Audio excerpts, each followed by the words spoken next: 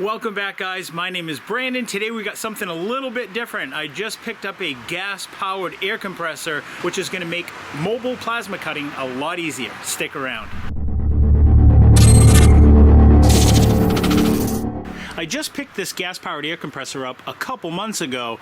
The reason that I'm just getting around to adding oil and servicing it now is that it pretty much came in destroyed from the shipper. This has a 7 horsepower gas engine, twin cylinder. It says it puts out a maximum of 115 psi, but it also produces it at 9 CFM, which is going to keep up with most all of my plasma cutter and air-powered tools. This air compressor had a lot of damage when I picked it up from the shipper. I brought it home so I could get confirmation from Vivor. That's who I bought it from.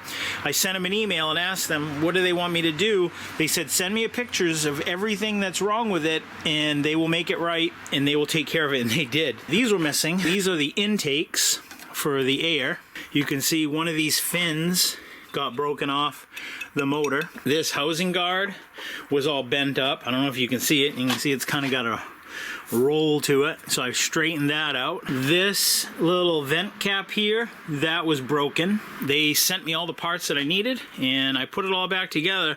The one thing that I noticed is that it's kind of got a light film of oil everywhere and there's no oil in it. They said that they fill them with oil in the compressor and the motor to check them, make sure everything works, and then they drain it all out for shipping. We're going to put oil in it today, and hopefully these little spots of oil that I see here and there doesn't mean that there's a crack, but we're gonna find out. This thing has never been run, it's never been started. Who knows? This could be a dud, it could be blown up, it could have a cracked case, I don't know. It obviously got hit pretty hard to break off that fin right there. This chart says to add 1030 motor oil to the engine, and it also says to add a little bit of that 1030 motor oil to the air compressor. From some of the research that I've done, synthetic non-detergent air compressor oil is really what you want to use, especially if you're using it in cold temperatures. And here in Maine, we have winter, so this will maintain its consistency throughout the winter a little bit better. As you can see,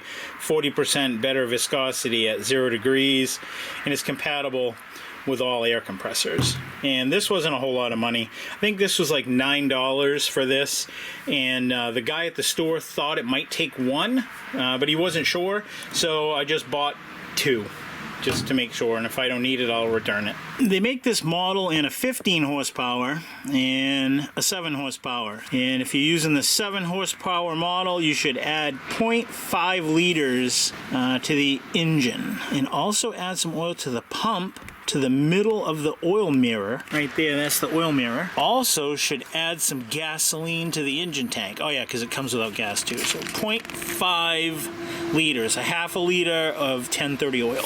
I've done a conversion, so 0.5 of a liter is equal to 16.9 fluid ounces. So 17 fluid ounces. So we got a brand new gallon of 1030, well, not brand new, but I use it for the tractor and a lot of the other stuff. A push mower. That little black line is 16 fluid ounces, and then the next one right above it is 18, so we'll just put it basically right in the middle.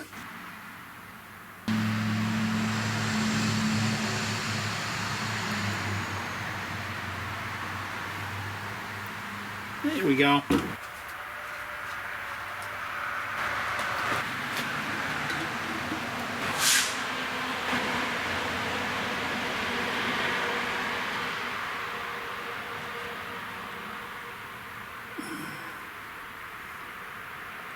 This funnel is so awesome. I can't remember where I picked it up. I think I got this at Walmart or something.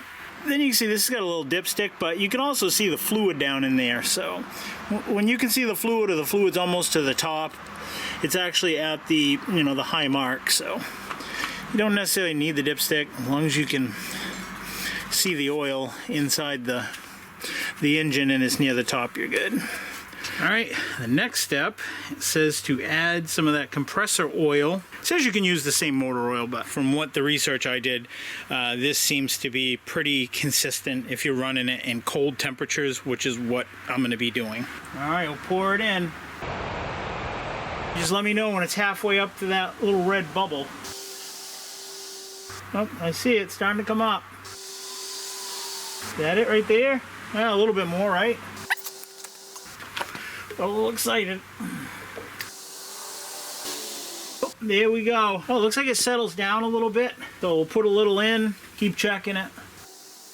And there we are. And I noticed, you know, if I, like, my driveway's a little unlevel. If I move it a little bit, it'll go a little bit over or under, but it's right on that mark. And I used all of one of these, plus almost a complete other one. So, you know, both of these would be 32 ounces. So I'm guessing it used about 30 ounces of oil to fill that. So I'm glad I picked up two. So you will need, if you do this, two of these. And it comes with a bag of tools, comes with a spark plug wrench, comes with some sort of like shield. I don't know what this is. But anyways, I want to take a look and see how the air filter looks, just to make sure that there's one in there. And yep. Okay, this has a foam pre-filter on it. It doesn't say to do it, but I'm gonna oil this pre-filter down. Pre-oiling like a filter like this works especially good, especially if you're working in like dusty climates. Feels like there might be, yeah, there's a thin layer of oil on this, but I really like this Bel Ray oil. It's tacky stuff. I use it for my dirt bikes and stuff. Plus it's got a nice blue color. Just kind of work that in a little bit. Almost feels like bar and chain oil if you guys have ever used bar and chain oil. It's got that real tacky, thick consistency. Plus I love the smell of this stuff too.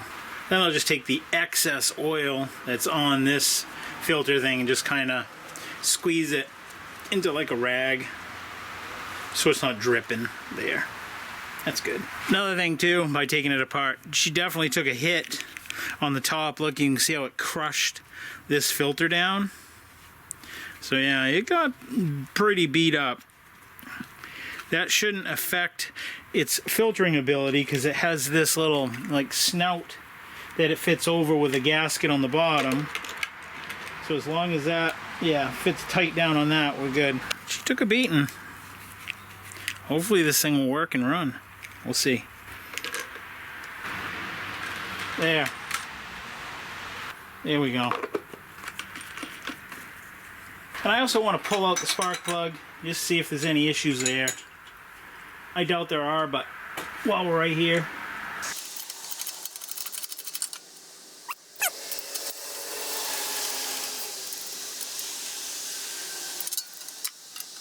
Alright, I found out where that little shield goes. That's to direct the exhaust gases down.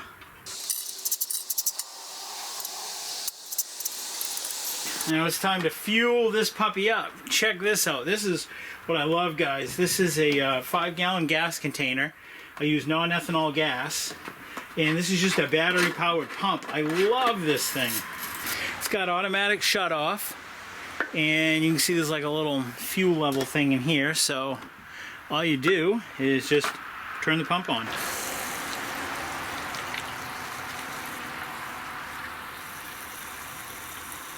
When it gets to the top, it'll just turn off automatically.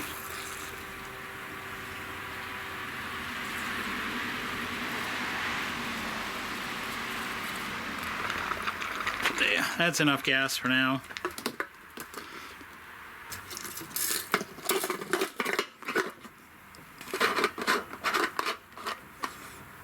I'm not sure which, if it goes this way or this way. Looks like it goes this way to choke it. Oh, there's an on-off switch. You gotta turn that on. That would help.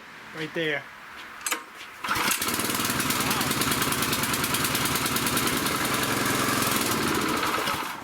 That was quick. Started right up. Okay, we'll go to choke again.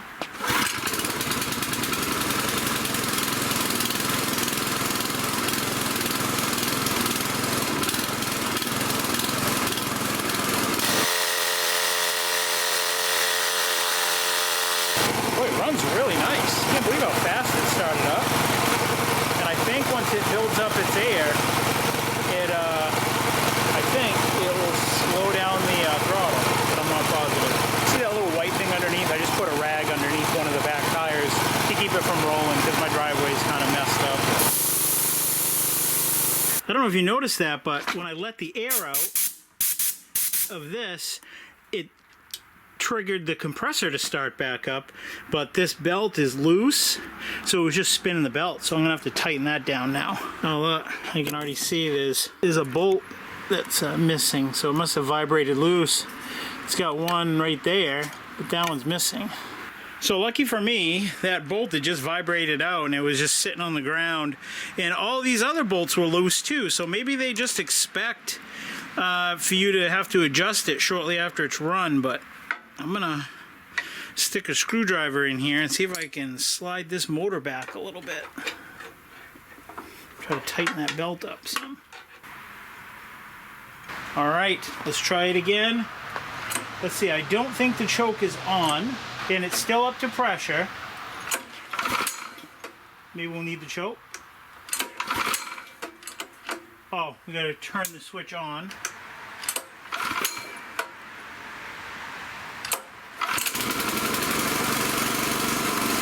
Let's see what it does once it builds up the pressure. Nice! So as soon as it builds up to pressure, it goes back to an idle. Let me pull some air off and then see if it goes back up to high idle to make air again. Ready?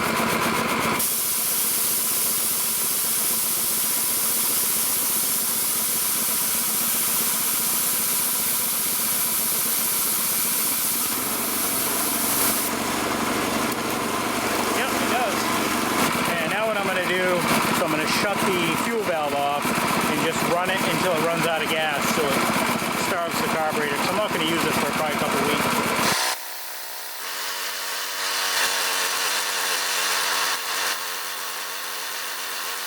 There we go, running out of gas. Perfect. All right, let's finish draining this thing of air. We'll drain it out the bottom.